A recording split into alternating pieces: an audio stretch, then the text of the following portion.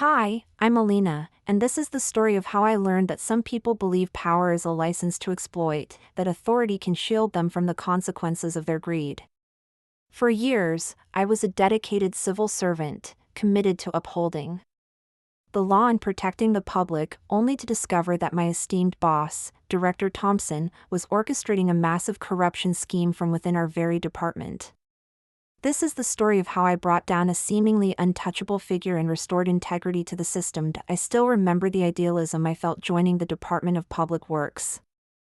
I was a young, ambitious analyst, fresh out of university. With a degree in public administration, eager to contribute to my community. Director Thompson, a man in his late 50s, was a towering figure in the department, known for his long tenure, his stern demeanor, and his seemingly unwavering commitment to efficiency. He had a reputation for being tough but fair, a no-nonsense leader who got things done. "Alina, we need bright minds like yours," he told me during my interview, his voice gruff but reassuring. "The public trusts us, and we must never betray that trust." I held his words in high regard, believing him to be a true public servant. My early years in the department were marked by diligent work. I meticulously reviewed contracts, analyzed budget allocations, and identified areas for improvement in infrastructure projects. I prided myself on my attention to detail and my unwavering adherence to protocol. Director Thompson, meanwhile, was the ultimate decision-maker, overseeing all major projects and managing relationships with contractors and external stakeholders.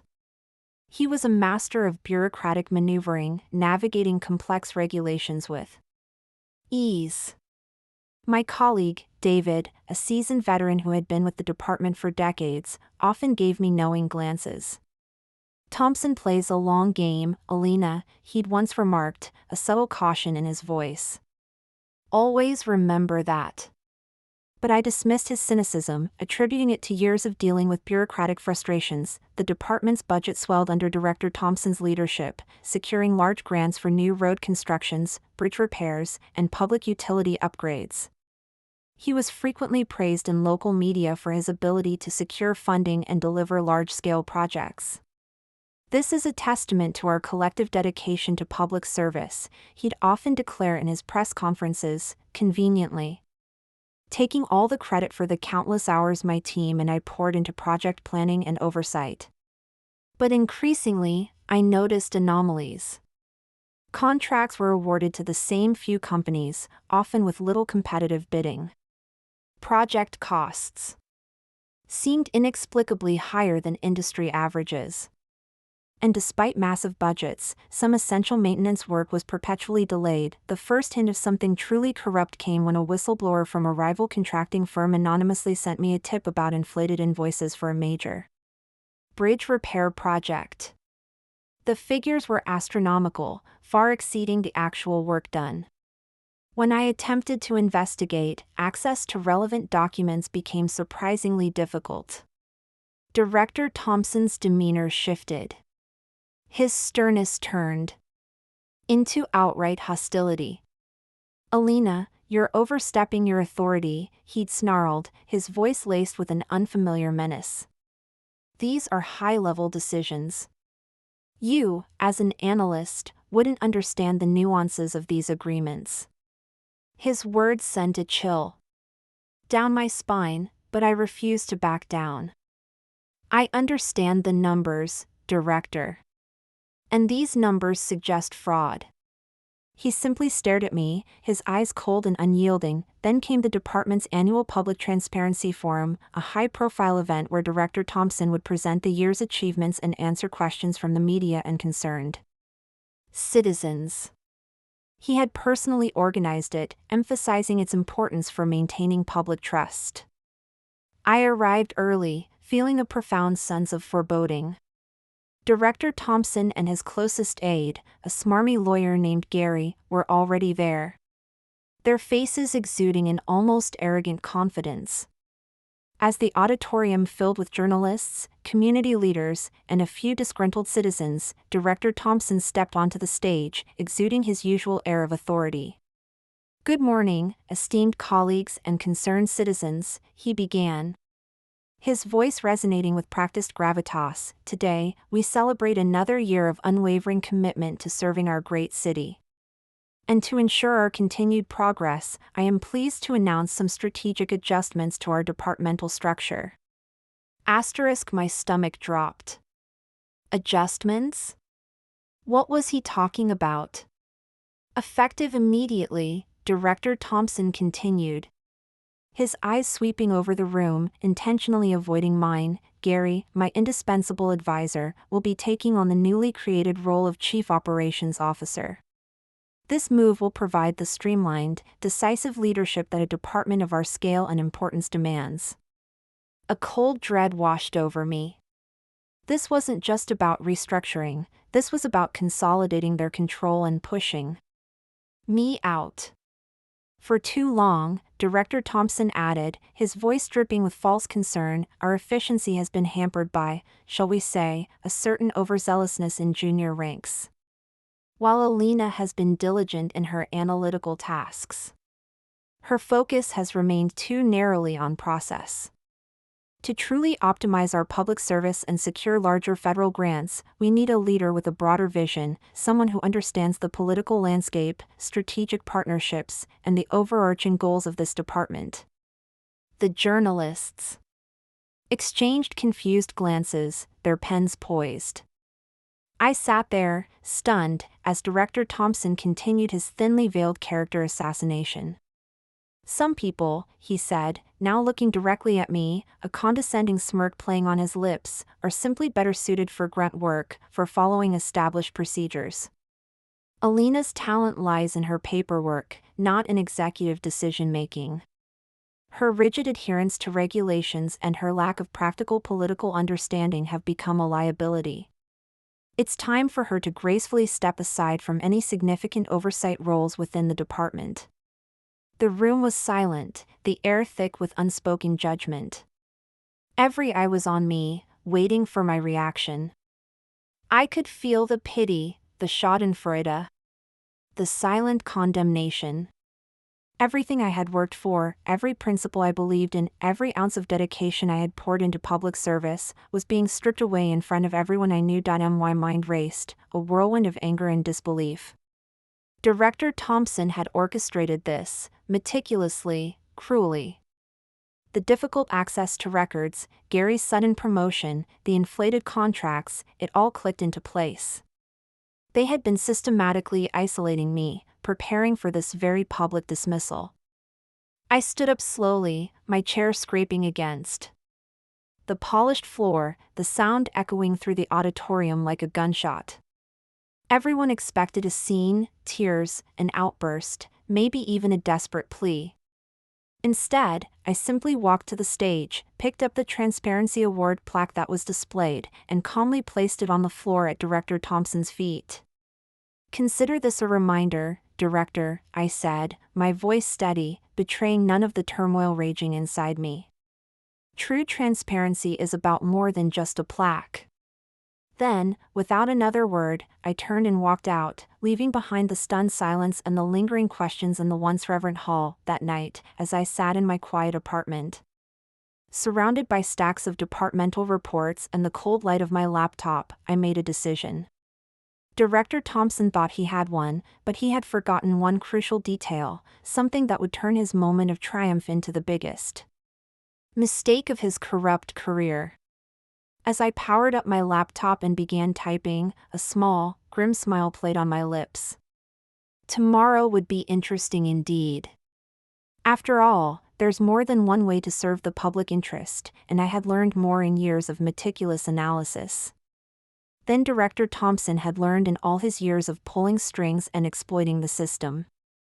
The next morning would bring changes that none of them saw coming, changes that would make them realize exactly how truly indispensable integrity really was. The next morning dawned bright and clear. I arrived at the Department of Public Works headquarters early, before anyone else, and waited. Precisely at 9 a.m., Director Thompson strode through the grand entrance with Gary by his side, both wearing triumphant smiles that were about to be wiped from their faces. Alina? Director Thompson's voice held a mix of surprise and annoyance. "What are you doing here? I thought after last night you'd have the dignity to stay home." I smiled, remembering the encrypted email I had sent at 3 a.m. to every major news outlet, Federal Oversight Committee, and the city's top investigative journalists. "Just wrapping up some loose ends, Director, dear," I said sweetly. "But since you're here, we should probably talk about the department's future." "There's nothing to discuss," Director Thompson interjected, his voice firm. "Gary and I are in charge now. The board has already approved it." "Ah, yes, the board," I said, pulling out my tablet. "Let's talk about that. You see, while you were busy manipulating contracts and silencing whistleblowers, I was actually building an ironclad case. And there are a few things you both seem to have forgotten." I pulled up a document on the conference room's main screen. "First, let me remind you that the detailed forensic audits of every major project initiated under your tenure, they are not held solely by this department. They're held by a secure, independent third-party firm I quietly engaged last year, Project Veritas Analytics. And the full report, detailing millions in fraudulent overbilling and kickbacks to shell corporations, was made public exactly, I checked my watch, about 10 minutes ago, along with the names of every official involved." The color drained from both their faces. Gary's eyes widened in horror, and Director Thompson's usually stern expression dissolved into a mask of pure terror. "That's impossible," Director Thompson whispered, his voice barely audible. "I would never have been caught." "And that's not all," I continued, pulling up more documents. "Those anonymous tips from the rival contracting firm and the whistleblower testimony? They weren't just tips. They were meticulously documented evidence of bid rigging and collusion, complete with timestamps and recorded phone calls. And they were all submitted to the Federal Bureau of Investigation's Public Corruption Unit last night. Remember those private conversations you had with certain contractors, Director? The ones you thought were so secure? My former colleague, David, whom you dismissed years ago for lack of team spirit, has a very keen ear and a commitment to justice." Director Thompson collapsed into a chair, his face slack with dawning realization. "The internal investigation, the one you brushed off as overzealousness?" "Yes, that one," I said. "It was just the beginning." Gary's face contorted with unadulterated panic. "You double-crossing little..." "Careful, Gary," I cut him off. "You might want to hear the rest before you finish that sentence. While you were busy announcing my supposedly graceful exit last night, I was ensuring that every single one of those major news outlets you love so much had all the evidence they needed for tomorrow's front pages and evening broadcasts. You see, public trust, unlike your shady deals, cannot be controlled. Last night, I ensured the public finally knew the truth about their esteemed leader. I pulled up my phone, showing dozens of notifications from news agencies and government watchdog groups already breaking the story. Would you like to know how many federal grand jury indictments are already being prepared? Or how many high-ranking officials connected to your scheme have already been detained for questioning? The room fell silent. Through the glass walls, we could see employees gathering, whispers spreading as they checked their phones, their faces a mixture of shock and understanding. Director Thompson's perfect composure cracked as he frantically checked his phone, only to see it flooded with calls from unknown numbers. "You can't do this," he stammered, his voice trembling. "My career, my reputation." "Your career and reputation ceased to exist the moment you decided to exploit the public trust and humiliate someone who genuinely believed in integrity," I finished for him. "The one you thought you could just push aside because I stuck to the rules. That system of corruption you built, it's crumbling right now." I stood up, smoothing my dress. "So, Here are your options. Option 1, you are arrested here, in your office, in front of your staff, and face a full public prosecution, losing everything. Director Thompson's face was ashen. And option 2, he whispered, his voice barely audible. Option 2, you both resign, effective immediately, citing personal reasons. You cooperate fully with the federal investigation, offering comprehensive testimony about the entire scheme and everyone involved, in exchange for a slightly reduced sentence. You lose your pensions, your reputations will still be in tatters, but you might avoid spending the rest of your lives in prison. Gary will also receive a similar plea bargain if he cooperates. And I, Alina, will publicly commend your courage in admitting your wrongdoings. Gary's face had turned an interesting shade of green. You planned this all along, didn't you? You've just been waiting for the right moment to expose us. I laughed, but there was no humor in it. No, Gary.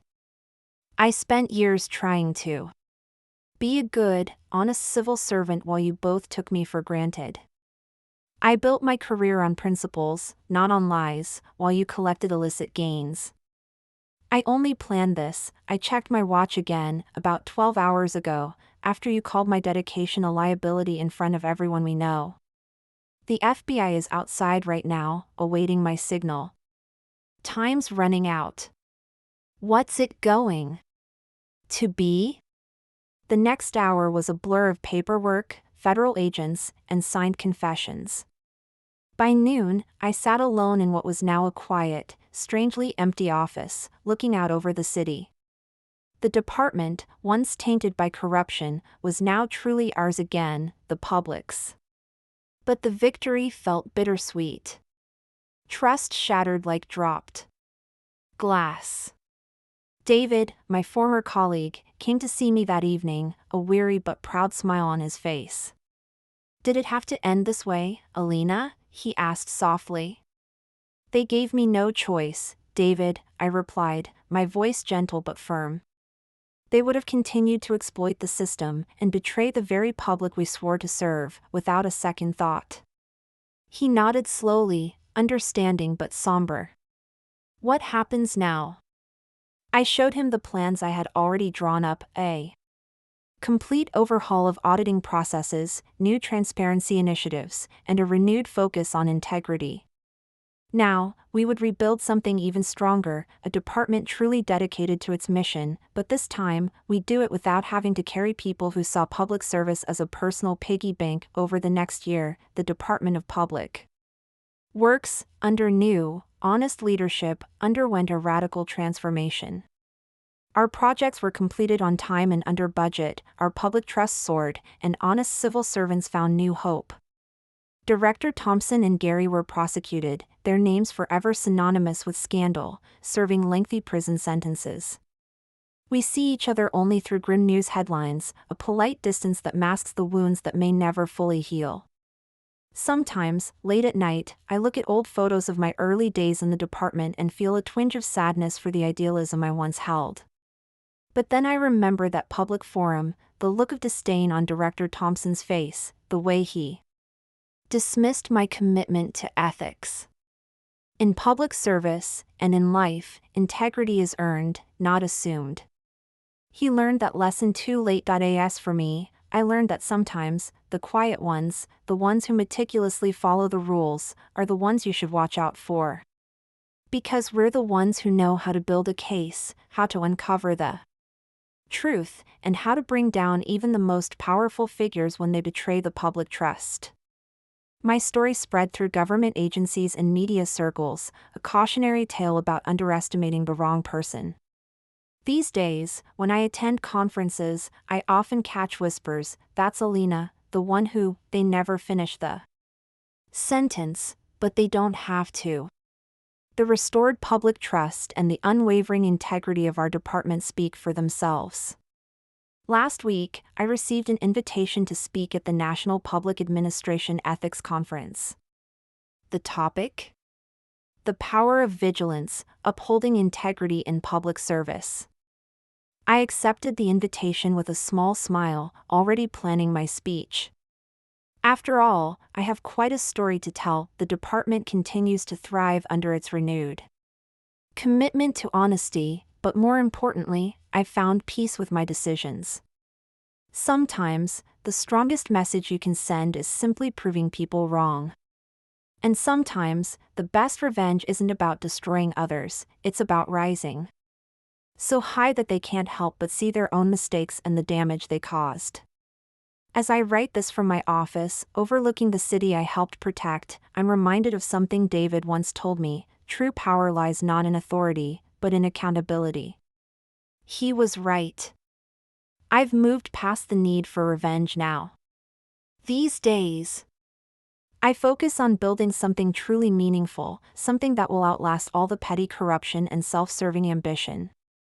I still keep a copy of that first whistleblower report, a reminder of why I started and why I will never stop fighting for what's right. Until then, it serves as a reminder that our greatest strengths often come from the very things others underestimate about us.